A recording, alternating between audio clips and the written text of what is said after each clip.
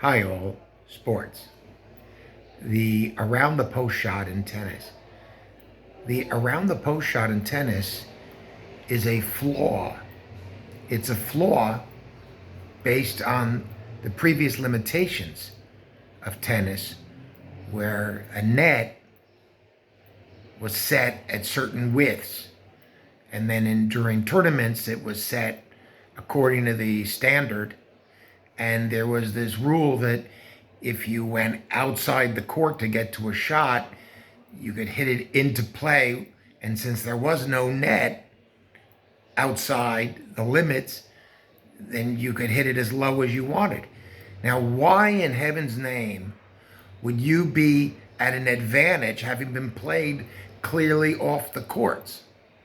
If you're off the court, you shouldn't be at a sudden advantage. You should be at a great disadvantage because your opponent has outplayed you, whereby you had to go all the way over there to get the ball. So what's the solution?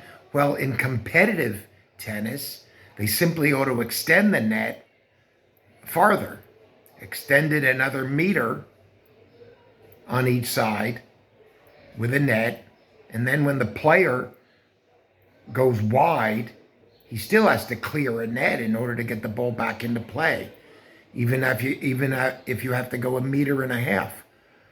But this is just a mistake, a limitation from a time when the net was set at a certain width, whereas it shouldn't be. It's an imaginary line meant to limit the ability of the player to get the ball back into play unless he clears a certain height.